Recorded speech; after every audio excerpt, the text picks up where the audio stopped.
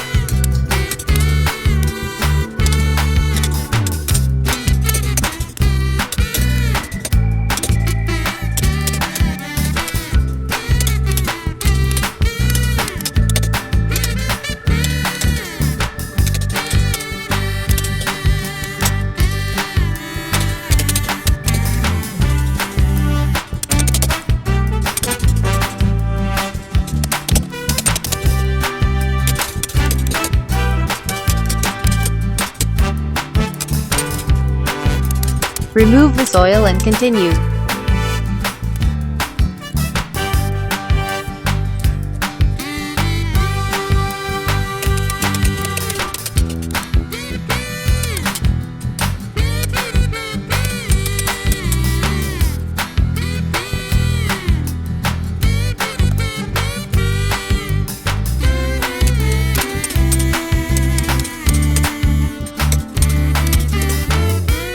Continue until we reach the desired dimension.